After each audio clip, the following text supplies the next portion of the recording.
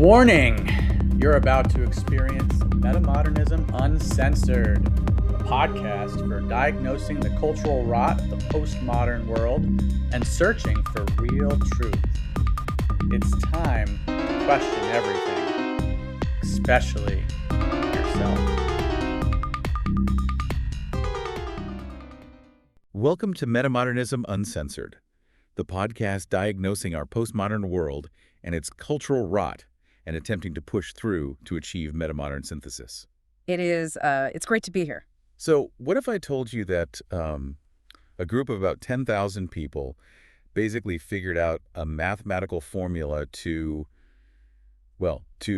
peacefully dismantle the government of an American state? Right, just pure math. Yeah. Not through like some violent revolution and definitely not through a slick national presidential campaign, but through just a raw, undeniable arithmetic of local concentration.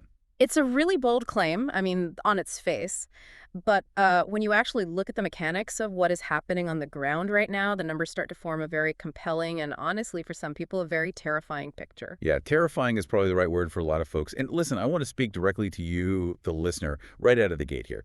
Because if you're a longtime listener of these deep dives, we usually try to walk a very careful tightrope. Right? Yeah, we usually do the whole balanced journalism thing. Exactly. We give you the classic, perfectly balanced breakdown of our sources. Well, we are absolutely not doing that today. Definitely not.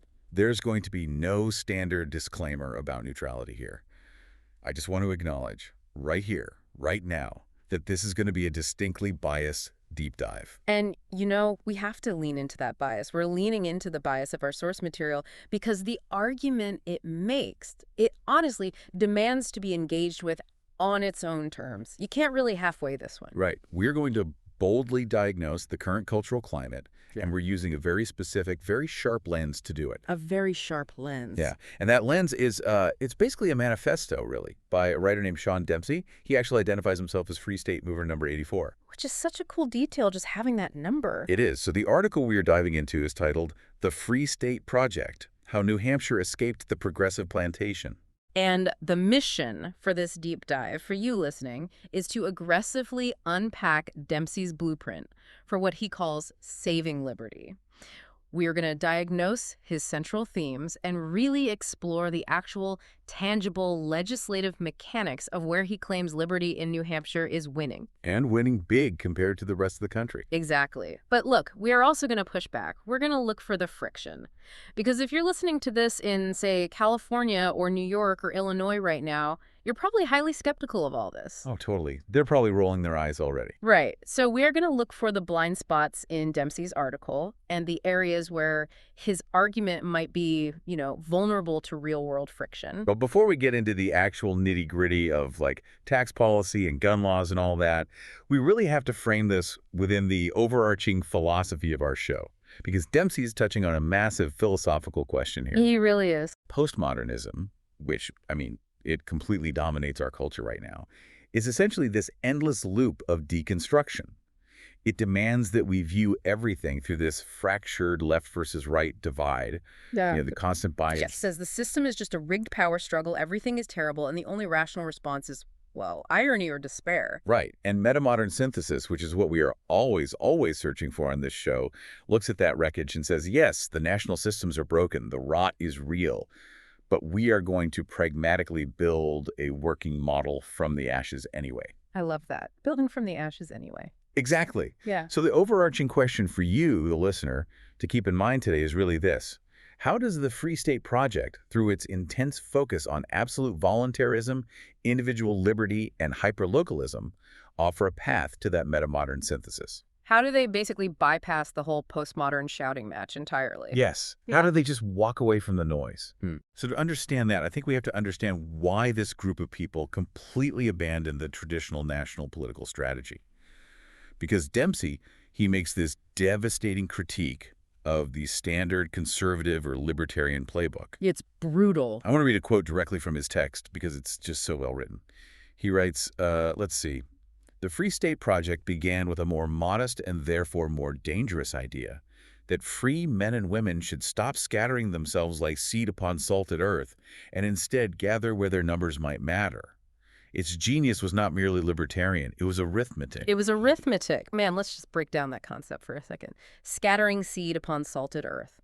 Dempsey is really diagnosing the fundamental failure of national political movements over, the last 50 years? At least 50 years, yeah. He goes through this whole litany of failed strategies, and the primary one, of course, being the obsession with capturing Washington, D.C. Which he describes in just a brutal way. Like, he literally calls D.C. that enchanted swamp where reformers arrive as missionaries and depart as taxidermy. Depart as taxidermy. I mean, that is just incredible writing. It's so visceral. But the mechanics of that swamp, that's exactly why national strategies fail.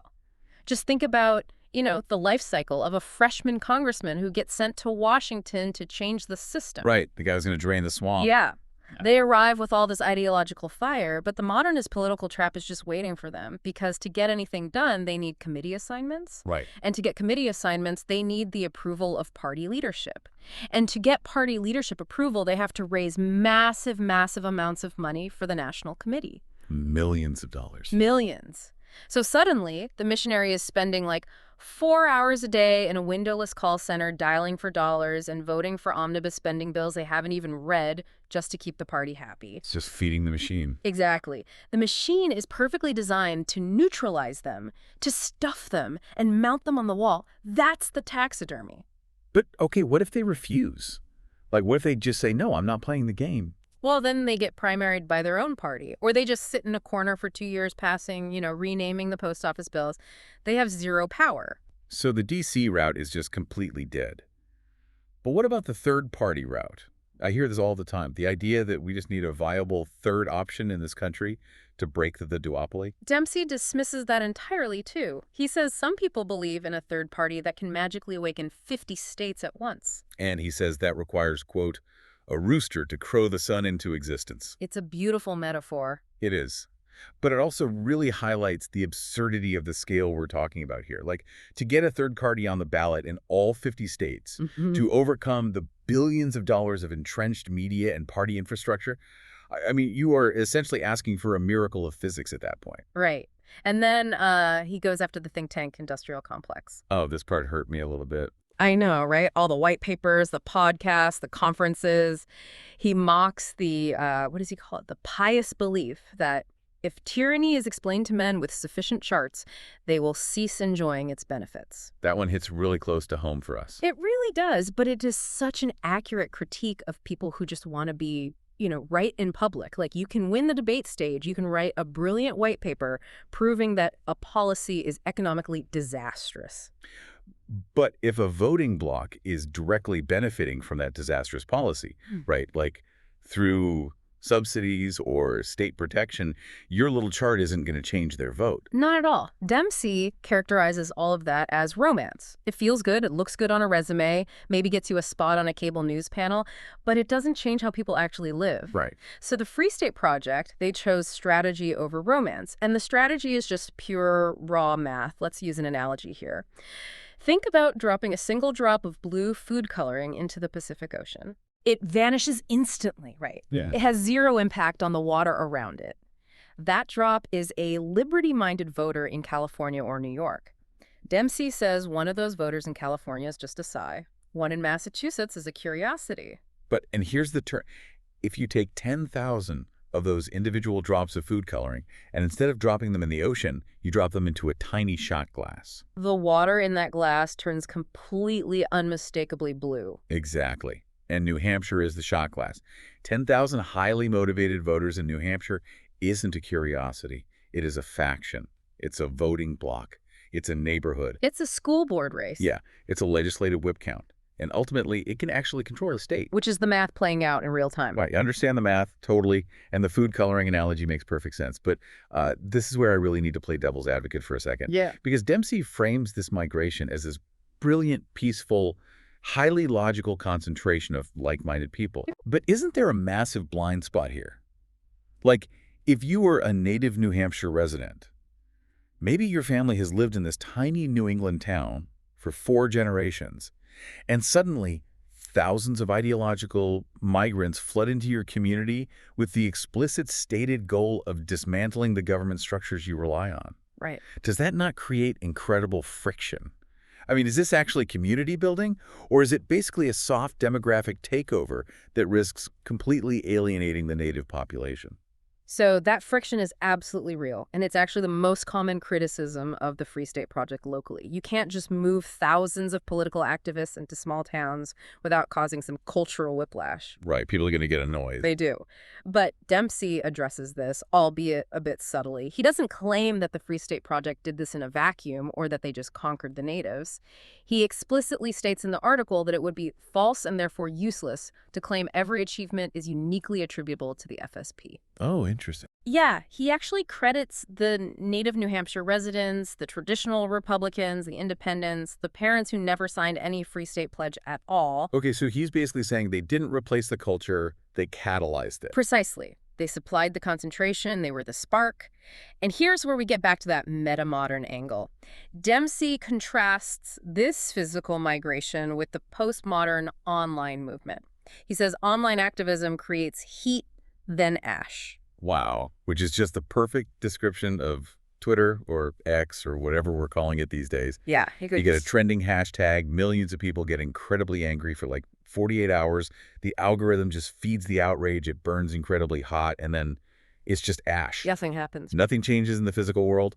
The zoning laws are the same. The taxes are the same. The schools are exactly the same. But the metamodern approach, what Dempsey actually calls an incarnational reality, is deeply, deeply physical. He talks about putting the homeschool family, the Bitcoin developer, the gun rights activist, the brewer, and the dissident teacher all within driving distance of one another. Yeah. And he says this physical proximity creates, quote, the possibility of dinner. The possibility of dinner. That's a really profound shift in thinking about politics. It is, because dinner is a moderating, humanizing force, right? When your ideological ally is also the guy whose kids play with your kids or the woman who brews the beer you buy every weekend, it forces these abstract, kind of rigid, libertarian ideals to exist in the real, messy world. It bridges that huge gap between internet theory and actual practical community. All right. Dempsey argues that this dinner is vastly more politically important than writing another manifesto. Okay, so if the strategy is dropping 10,000 people into a shot glass to create this incarnational reality, we really have to ask about the shot glass itself. Right. Why there? You can't just drop these people anywhere. The math wouldn't work in Texas. Texas is way too big. It's an ocean. Wyoming is small, but maybe too culturally different or too rural. Why New Hampshire? So Dempsey explains that New Hampshire wasn't just a random dart thrown at a map. It had pre-existing conditions that made it highly susceptible to this specific kind of movement. He actually calls it the least ridiculous place in New England. Which is such a backhanded compliment, but I kind of love it. It's very New England. What were those pre-existing conditions exactly? Well, he lists several. There's a jealous localism, a very strong constitutional memory. There's a lack of a broad-based personal income tax or general sales tax. But the most mechanical structural advantage by far is the state legislature. Let's talk about that, because the scale of the New Hampshire government is just wild to me. It is almost entirely unique in America. The New Hampshire House of Representatives has 400 members. Wait, 400? 400. For a state of about 1.4 million people, it is one of the largest parliamentary bodies in the entire English-speaking world. That is insane. Just to do the math on that right now, that means there is one state representative for roughly, every 3,300 residents? Exactly. And think about the implications of that ratio. Yeah. In a place like California, a state assembly member represents almost 500,000 people. To run for office there, you need millions of dollars, a massive media team, consultants, and the backing of institutional power brokers. It is a completely insulated, modernist system. Basically impossible for an outsider. Right. But in New Hampshire, a district might literally just be your neighborhood and the next subdivision over. Meaning you could literally just walk outside and knock on the door of every single voter in your district during a campaign. Exactly. The barrier to entry for political power is staggeringly low. If you are a free stater who just moved to town, you don't need $1 million. You just need to be willing to knock on 1,000 doors, show up to the town hall, and speak coherently. And the institutional establishment basically cannot outspend the raw physics of 400 highly localized districts. They just can't buy them all. They can't. And over all of this hangs the state motto, which Dempsey points out and everyone knows, live free or die. I joked in my notes when I was reading this that if a modern bureaucratic committee in California or New York got hold of that motto today, they would be absolutely horrified. Now they ban it immediately. They'd sanitize it to something like, live safely and submit forms. Yeah, or live sustainably and report your neighbors. Exactly. Because live free or die is an aggressive, almost dangerous assertion of individual autonomy. Dempsey says the Free State Project didn't invent that spirit in New Hampshire. They just recognized it, migrated toward it, and started the really gritty work of turning that slogan into actual binding policy. And we actually have the data from his appendix on how they are executing that policy, particularly regarding the economy. Because economic liberty is, it's the absolute bedrock of this entire metamodern synthesis. If you don't own your labor, you don't own anything. So let's dive into the tax victories Dempsey outlines. The big one he really highlights is the repeal of the interest and dividends tax. He notes that the phase-out was enacted in a bill called HB 2 in 2021, and the total repeal actually becomes effective January 1st, 2025. Which is huge. It is. This essentially makes New Hampshire a state with zero tax on wages and zero tax on personal investment income. They also reduced the business profits tax and the business enterprise tax. Now, in most political discussions, this is exactly where the listener's eyes glaze over. Right, tax talk. We usually discuss taxes in this incredibly bloodless bureaucratic language, right? We talk about marginal rates, revenue projections, Laffer curves, and economic impact studies. Super dry. But Dempsey completely refuses to do that. He strips all that fiscal jargon away to reveal the raw ethical core of tax policy. He frames taxes as a profound moral question. I want to read his exact framing here because it is just so evocative. He says, quote, "A government that taxes thrift, punishes the ant, and subsidizes the grasshopper. New Hampshire, for once, chose not to eat the ant." The culture of the ant versus the grasshopper. It's literally Aesop's fable applied directly to the state revenue code.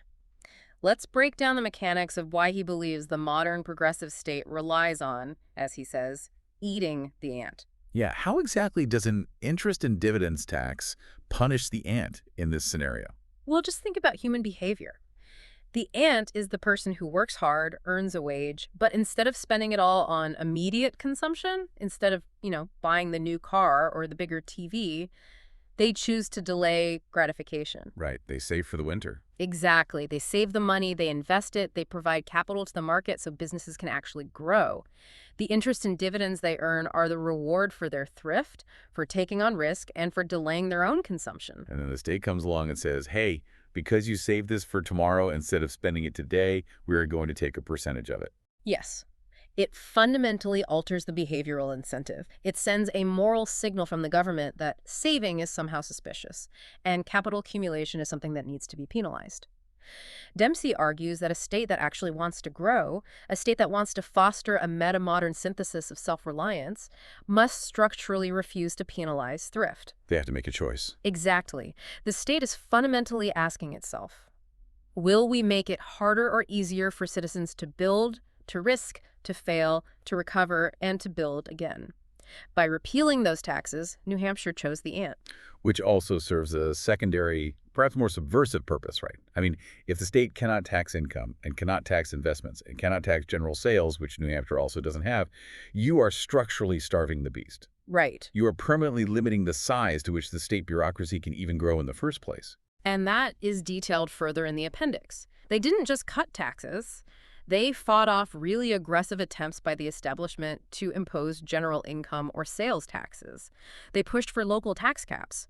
And, crucially, they actively opposed expanded state aid schemes to local municipalities. Okay, that last point stopped me when I read it.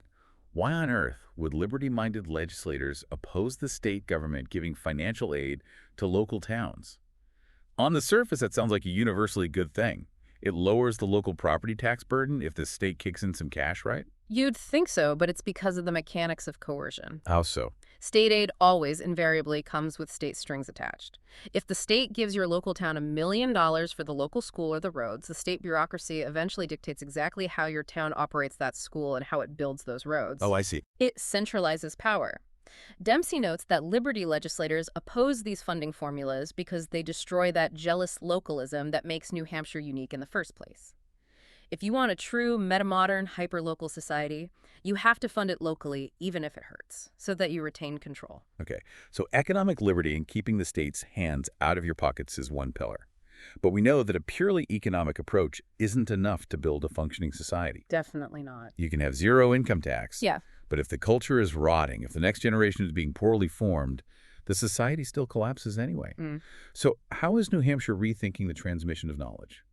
Let's move to Section 3 of Dempsey's argument, education and the family unit. This is where we see some of the most aggressive and, frankly, philosophically profound reforms in the entire Free State Project playbook. Dempsey argues that education is where the modern state exerts its most coercive control over the family. Right. To counter this, he points to the creation of education freedom accounts, or EFAs, which were created through a bill called SB 130 back in 2021. For those who might not know, explain the mechanics of an EFA. How does this differ from the standard public school system? Well, in a traditional modernist system, the state collects taxes and gives that money directly to a geographic school district. The child is assigned to a specific building based entirely on their zip code. Right. You live here, you go there. Exactly. The school gets the money regardless of how well it serves that specific child. But with an EFA, the state takes a portion of that per-pupil funding and places it into an account that the parents actually control. So the money follows the child. Yes. The funding follows the child, not the building. Parents can direct those funds toward private school tuition, homeschooling curricula, specialized tutoring, online programs, or vocational training, whatever works best for their kid. Dempsey calls this one of the largest philosophical victories of the liberty movement. And the way he frames the conflict over these accounts is incredibly stark. Let me read his phrasing here because it's pretty heavy. Go for it. He writes, "Critics call this an assault on public education. Supporters call it the end of a hostage arrangement in which the child is assigned, the parent is billed, and the bureaucracy declares itself benevolent." A hostage arrangement.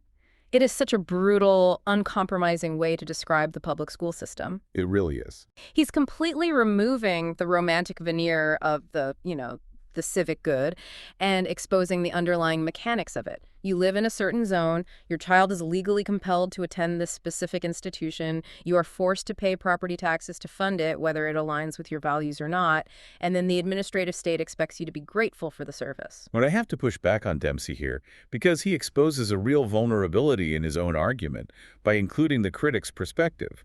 The critics call it an assault on public education, and frankly, isn't it? In a way, yeah. Like, if thousands of families take their EFA money and drain it away from the centralized public school system, you're going to hollow out those local institutions.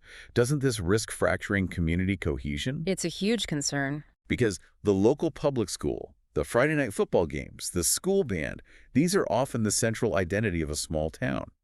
If everyone retreats into these hyper-individualized micro-schooling pods, don't you destroy the very community trust that a metamodern synthesis relies on? It is the single strongest critique of the school choice movement, without a doubt. The fear of atomization, the fear that we just devolve into isolated consumers, treating education like, an Amazon purchase rather than a shared civic endeavor. Right. But the metamodern synthesis that Dempsey is pointing toward argues that true, durable community cannot be based on compulsion. Expand on that. What does he mean? He means a community built on a hostage arrangement isn't a real community. It's just a shared administrative burden. If the only reason we are interacting is because the state forced our kids into the same cinder block building under threat of truancy laws, that is an artificial cohesion. Oh, I see. The metamodern approach synthesizes the public good, meaning the state still provides the funding, acknowledging that an educated populace is necessary, but it synthesizes that with a deeply localized, family-first execution. So it's a total rejection of what Dempsey calls the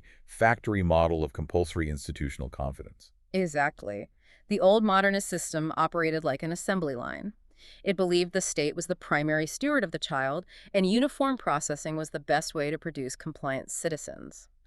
Dempsey says the direction New Hampshire is moving is unmistakable. It's a return to the older, perhaps ancient doctrine that children belong first to families, not to state departments. And the appendix details just how broad this push is. Yeah. It's not just passing the EFAs once. It's the universal expansion of those accounts. It's tax credit scholarships. Right. It's town tuitioning, which allows towns without their own schools to actually pay for kids to go elsewhere. They are heavily protecting homeschooling from intrusive state regulations. And then there are the parental rights proposals. The Parental Bill of Rights. These are bills requiring schools to respect parental rights regarding curriculum, health decisions, and student identity policies. Which is a huge flashpoint right now nationally. Huge. Coupled with curriculum transparency bills, the Liberty Movement is aggressively fighting back against what they view as compelled ideological instruction by the state bureaucracy. They are methodically unwinding the state's authority in the classroom. Okay, so we've dismantled the state's monopoly on the child's mind. But let's shift gears and look at the physical body. We need to move from the classroom to the courtroom and out onto the streets. Because a government is ultimately defined by its monopoly on violence. Right. That is the ultimate test. How does the Free State Project fundamentally alter the relationship between a citizen's physical autonomy and the state's coercive power? Well, this brings us to the justice system and the right to self-defense. The legislative wins Dempsey outlines here are massive, and they're highly structural. He starts with the most fundamental expression of physical autonomy, gun rights. Specifically, the passage of constitutional carry, which was SB 12 back in 2017. For listeners who live in highly restricted states, explain the mechanics of constitutional carry. How does it work? Prior to this bill, New Hampshire, like a lot of states, had a permitting system for carrying a concealed handgun. You had to go to the local police chief, fill out an application, pay a fee, submit to a background check, and basically wait for the chief to give you a permission slip. Just hoping they say yes. Right. Constitutional carry eliminates that requirement entirely. It says that if you are a peaceful citizen who is legally allowed to own a firearm, you do not need the government's permission to carry it concealed for your own defense. And Dempsey's analysis of this goes way beyond just the standard Second Amendment talking points you usually hear. I want to read this because it perfectly captures the psychological shift here. Yeah, his wording is great. He says, quote, "In the language of polite government, this was a gun rights bill. In the older language of free people, it was the restoration of a presumption that the citizen is not a ward of the police chief." The restoration of a presumption, that is so key. In a postmodern, heavily managed state, the underlying presumption is that everything is illegal until you obtain a permit, pay a fee, and receive explicit permission from a bureaucrat. You have to ask, "Mother, may I?" for everything. Exactly. You are assumed to be a potential danger, a liability, until the state officially certifies you as safe. Constitutional carry flips that polarity back to the foundational metamodern presumption. You are a free, sovereign adult. You are assumed to be peaceful, and you do not need permission to exercise a basic human right of self-preservation. It's treating the citizen as an adult, not a ward of the state. And they didn't stop at firearms. They didn't. The appendix lists the repeal of switchblade and knife restrictions in HB 1665. They literally removed bans on dirks, daggers, and stilettos. And then in HB 1178, they explicitly prohibited state and local law enforcement from enforcing federal arms restrictions. Dempsey has a great line about those knife laws. He notes that repealing a ban on switchblades might sound kind of trivial to politicians who walk around with taxpayer-funded armed guards all day. Right. But to ordinary citizens, it communicates something really profound. The state shall not treat every tool as contraband merely because a coward can imagine danger. Wow. That is a searing indictment of the precautionary principle, because the precautionary principle drives almost all modern legislation, doesn't it? It absolutely does. It's the idea that we must ban a tool or restrict a freedom simply because we can imagine some worst-case scenario where someone misuses it, regardless of how statistically rare that misuse actually is. It's legislating based on anxiety rather than reality. Exactly. And that unwinding of state coercion extends way beyond just weapons to private property, too. Dempsey highlights the passage of civil asset forfeiture reform through SBF 22 in 2016. Oh, civil asset forfeiture. We need to spend some time on this because it is, frankly, one of the most insane legal loopholes in the American justice system. How does this actually work? It operates on this bizarre legal fiction called in rem jurisdiction, which is Latin for against the thing. Okay. Normally, if the state wants to punish you, they have to arrest you, charge you with a crime, and prove you guilty beyond a reasonable doubt in front of a jury. That's in personam jurisdiction against the person. Right. Standard due process. But civil asset forfeiture allows law enforcement to seize your cash, your car, or your house and claim that the property itself is guilty of being involved in a crime. Wait. So you don't even have to be convicted of a crime? You don't even have to be charged. A cop can pull you over, find $5,000 in cash that you were going to use to, buy a used car, decide that the cash looks suspicious, and just seize it. That is wild. And when you look at the court docket later, the case isn't State of New Hampshire versus John Doe. It literally reads, State of New Hampshire versus $5,000 in cash. It sounds like a medieval superstition. Ah. Like putting a sword on trial for murder instead of the knight who actually swung it. It is exactly like that. It puts the burden of proof on the citizen to go to court and hire a lawyer to prove their money is innocent, which, honestly, often costs more than the money that was seized in the first place. So most people just give up. Exactly. Dempsey describes this reform as making it harder for the government to seize property without the due process protections that civilized people once thought rather important. He rightly calls it a material retreat by the state from one of its more piratical habits, state-sanctioned piracy. Okay, I love the rhetoric, Yeah. but here is where I'm going to inject some serious friction into Dempsey's narrative. Because if you read the text closely, he actually admits to realities that undermine this soaring victory march. Sure. He admits that marijuana was only decriminalized through HB 640, reducing possession to just a civil violation. It wasn't fully legalized. He notes that full legalization passed the House, but completely stalled in the Senate. He also admits that civil asset forfeiture was only reformed. It wasn't totally abolished. That's right. If you look closely at the appendix, bail reform remains highly contested, and right-to-work legislation, which is a huge priority for libertarians everywhere, has repeatedly advanced but failed to pass into law. Right. So my question to you, analyzing this objectively, is the Free State Project actually succeeding in dismantling the coercive state? Or are they just stalling out against entrenched establishment power the second they touch something truly controversial? It's a tough question. I mean, it's relatively easy to pass a bill about hair braiders or switchblades. It is exponentially harder to completely dismantle the drug war or defund police piracy mechanisms or take on the massive public sector unions.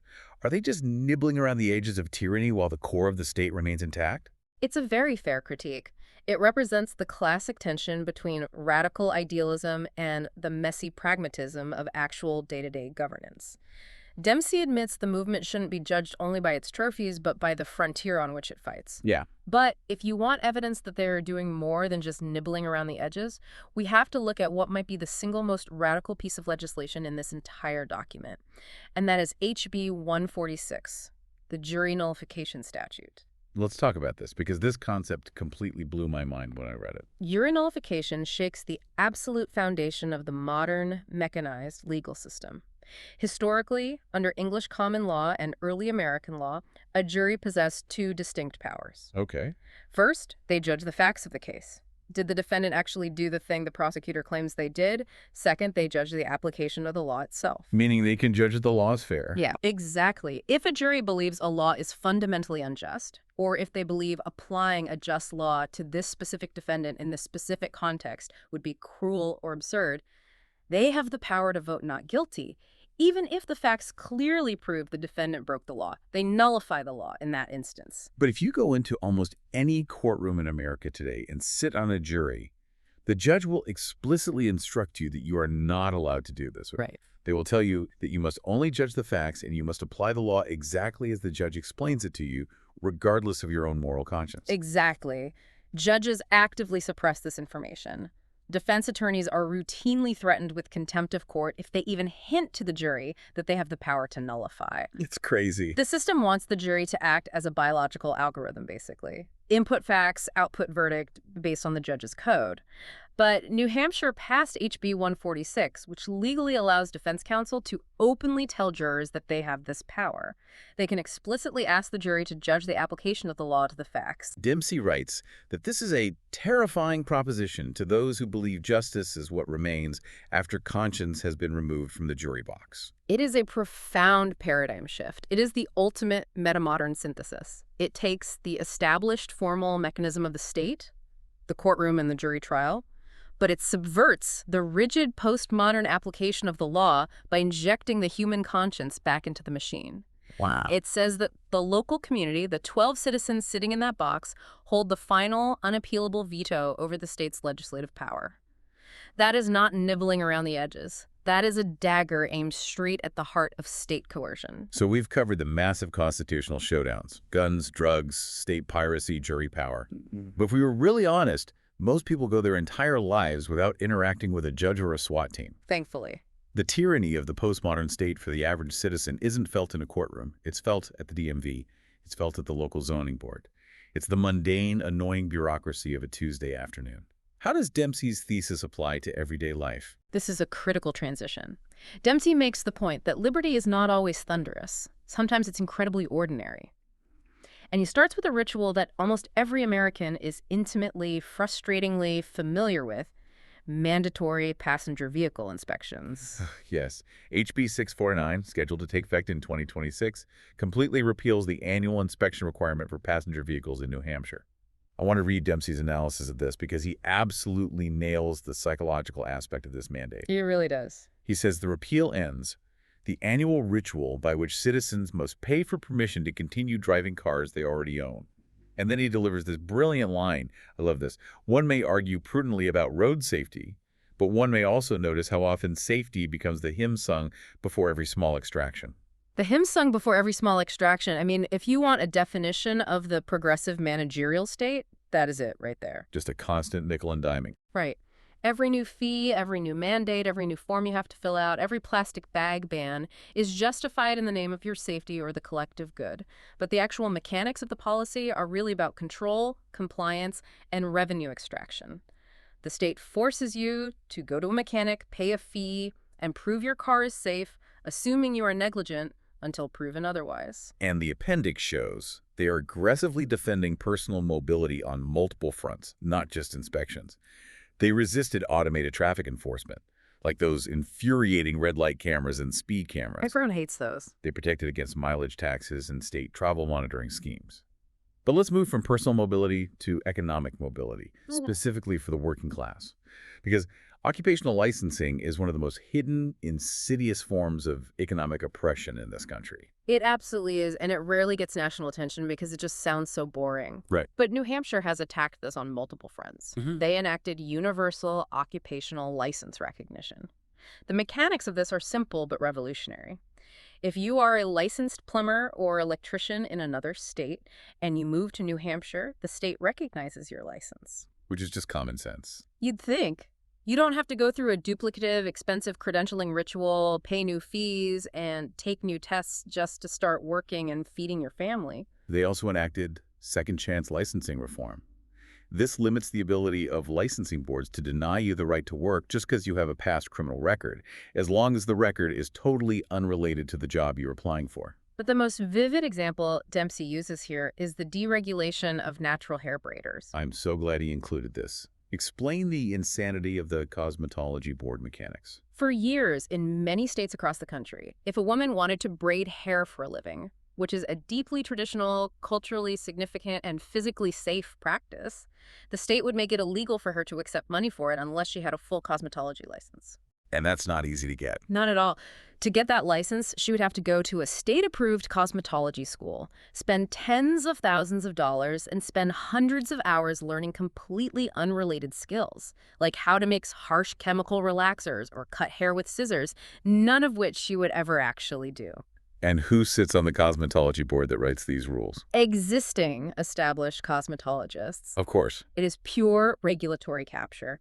They use the power of the state to build a moat around their profession to keep out lower-cost competitors. It has absolutely nothing to do with public safety and everything to do with protecting a cartel.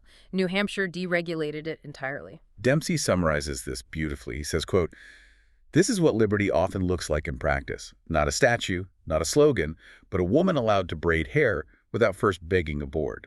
That image connects directly to the metamodern listener.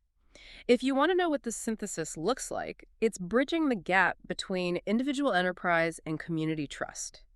It's assuming that the consumer who wants her hair braided and the woman who provides the service can figure out a mutually beneficial transaction without a state bureaucrat standing between them with a clipboard demanding a cut. We see the exact same philosophy applied to food freedom. HB 119 removed the sales cap that had triggered licensing requirements for many home-based food operations. Homestead food producers, like people baking bread or making jam in their own kitchens, can now sell their homemade goods directly to their neighbors without bureaucratic harassment. And Dempsey highlights the absurdity of the modern system regarding food. He says, a free society is one in which a neighbor may sell bread without first being treated as a biological weapons program. It's funny because it's true. I mean, if you read the regulations on a home baker in a place like California, the commercial kitchen requirements, the sink mandates, the inspection protocols, they are written as if the baker is literally handling enriched uranium. It's total overkill. And the appendix shows New Hampshire is pushing this across the agricultural sector. Farmers market freedom, raw milk freedom, meat processing deregulation. They want citizens to be able to earn money from their own land without being treated as industrial-scale corporate operations. The exact same logic applies to the craft beer industry. SB 125 liberalized alcohol and brewing rules, creating space for nano breweries and small producers to actually survive in a distribution system that Dempsey rightly points out is too often designed by and for incumbents. Right. Big corporate brewers love complex regulations because they have entire compliance departments. The guy brewing in his garage doesn't. But we cannot talk about everyday liberty without addressing the most pressing, most universally frustrating issue in America today, housing. How does housing fit into the liberty argument? Dempsey states plainly that housing reform has emerged as a major liberty issue. The state pushed through accessory dwelling unit, or ADU, reforms. This required municipalities to allow ADUs, like a basement apartment, an in-law suite over a garage, or a tiny home in the backyard, anywhere that single-family homes are permitted. And the Liberty Bloc is constantly pushing against parking mandates, exclusionary zoning, and minimum lot size rules. And Dempsey lays out the fundamental property rights argument perfectly. He says, quote, if a man owns land but may not build, rent, divide, add, or house his own family upon it without municipal indulgence, then he owns a suggestion, not property. A suggestion, not property. Think about the mechanics of a zoning board veto. You buy a house, you pay the mortgage. Your aging mother needs a place to live, so you decide to convert your basement into an apartment for her. Right, makes perfect sense. But the town council says, no, the zoning doesn't allow for multi-family dwellings here. You don't really own your house. The town owns it, and they are merely permitting you to reside there, subject to their ongoing arbitrary approval. Okay. By forcing towns to allow ADUs, the state is actively stripping power from local tyrants to return it to the property owner. Exactly. So we've zoomed all the way in on the local bread maker, the nano brewer, the homeowner trying to build an apartment in the basement. This is hyper-local, granular liberty. But now I want to zoom all the way out to the macro level. Let's do it. Because Dempsey's outline deals with money, sovereignty, and what he calls the national rebuttal. How is this tiny state of 1.4 million people actually firing a shot across the bow of the American empire? They are doing it by attacking the foundational tools of imperial power, the currency and the military. Let's start with the currency. In 2025, New Hampshire enacted HB 302, which is the Strategic Reserve Law. This authorized the state treasury to invest a limited portion of public funds into precious metals like gold and silver and qualifying digital assets, specifically Bitcoin. Now, Dempsey writes that this was not merely a Bitcoin novelty. He says it was, quote, a shot across the bow of monetary complacency, a small state admitting what the empire's economists dare not say too loudly, that fiat money is not divine scripture.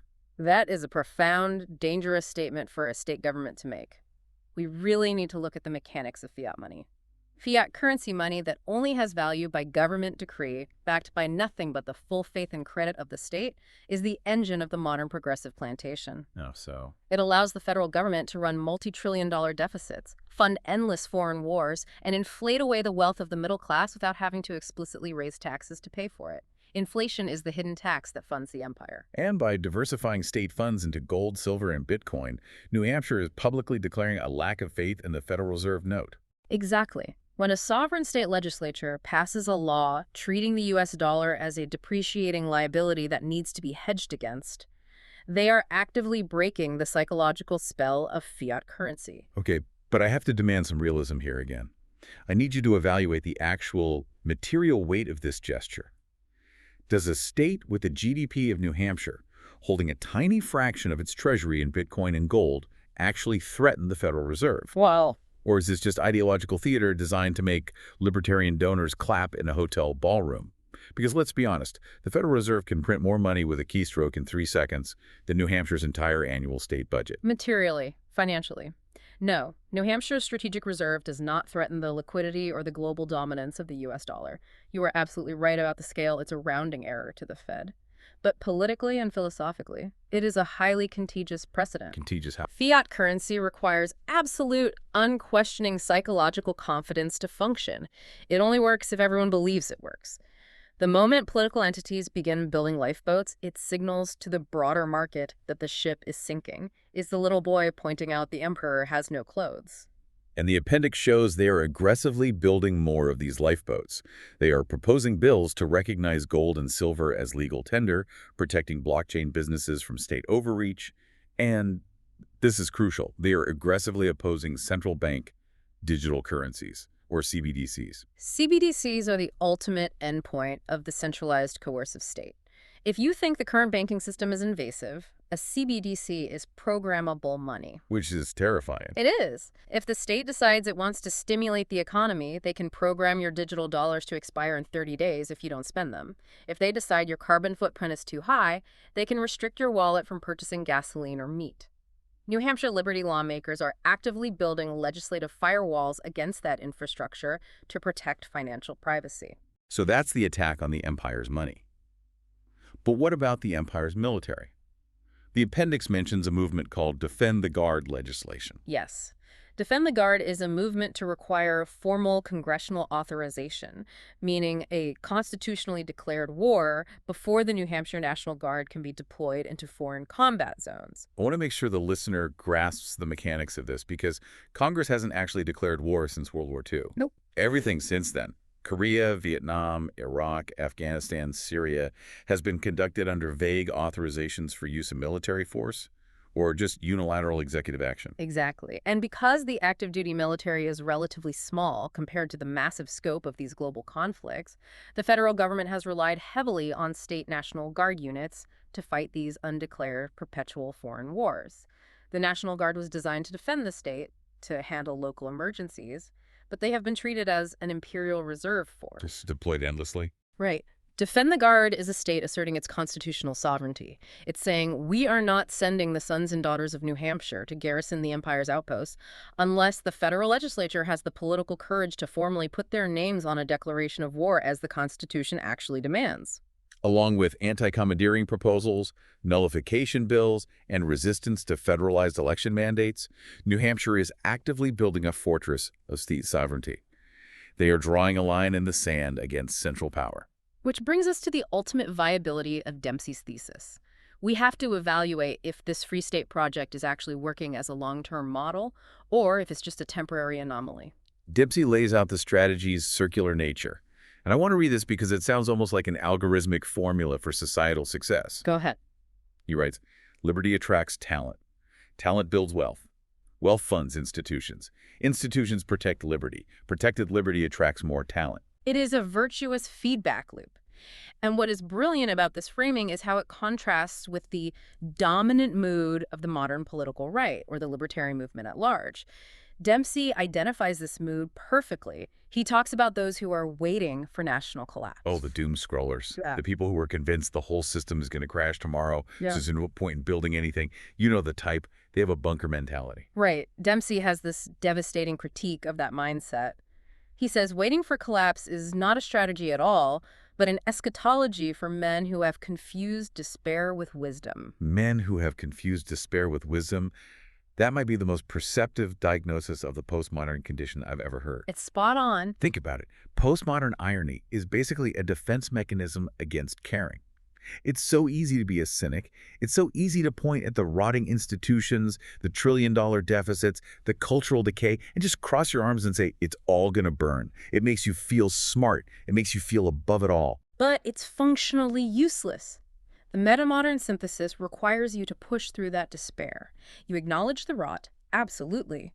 But then you get up, you go to the zoning board hearing on a Tuesday night, you run for the school board, you start a nanobrewery, you homeschool your kids, you engage in what Dempsey calls neighborly persistence. The FSP proves that freedom still works when it is actually tried. But let's look at the human friction here, because Dempsey is brutally honest about the people actually trying to execute this. Mm-hmm. He says New Hampshire matters, quote, not because every free stater is wise, They definitely are not. Yeah, that's fair. I love that admission. Because if you know anything about ideological libertarians, they are not exactly known for their seamless ability to compromise, form coalitions, and get along. No, they are inherently contrarian. They are highly individualistic, often deeply eccentric, and they will argue for hours over the most microscopic philosophical differences regarding the non-aggression principle. Oh, yeah. Dempsey affectionately refers to the cheerful crank in his list of people sitting around the dinner table. But that is the friction. Could these quirky, uncompromising personalities be their own worst enemy? If your entire political movement is built on the premise of nobody can tell me what to do, how do you maintain the political discipline required to hold together a legislative caucus, compromise on language, and pass complex state budgets year after year? That is the tightrope they are walking, Mm-hmm. and it is where the movement is most vulnerable to internal fracture. But again, arithmetic saves them. When you have 10,000 people, you don't need everyone to be a polished, disciplined politician. Right. You don't need everyone to agree on the exact philosophical definition of liberty. You just need enough of them to show up to the town meeting to outvote the people who want to raise the property taxes.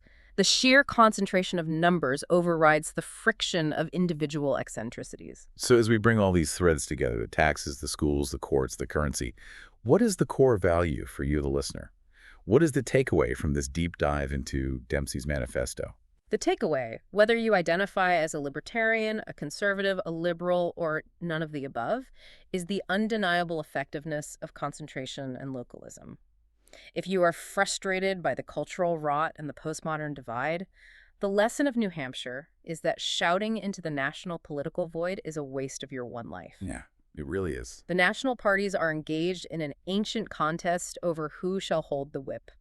But real, tangible change, the kind that lets you keep your money, educate your kids how you see fit, and live without constant bureaucratic supervision, happens at the state and local level.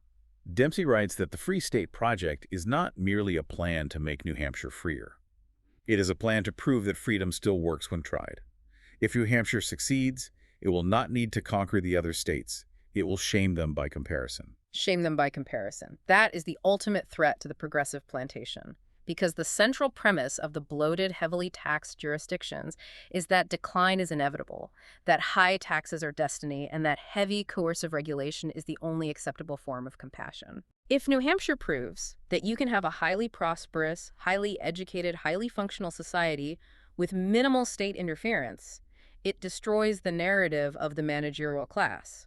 It proves that the administrative state is a choice, not a necessity. And that leads me to a final, completely unscripted thought that I want to leave you with. Something to mull over that builds on Dempsey's thesis but goes a step further into the unknown.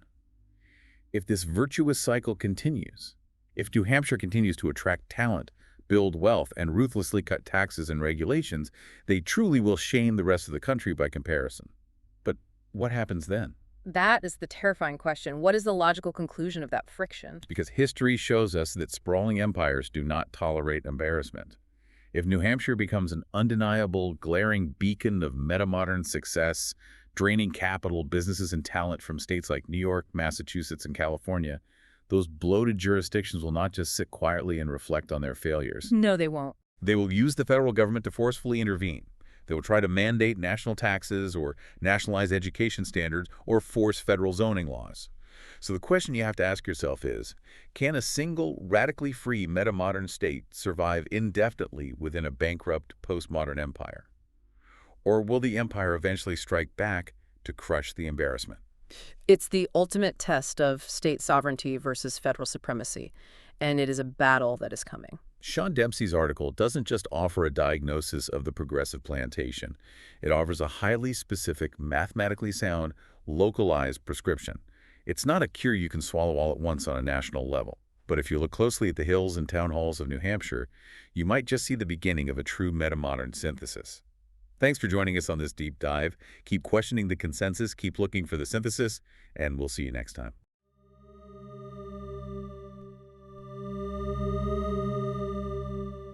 Well, that was today's episode of Metamodernism Uncensored. Thank you for joining, and we'll see you again next time.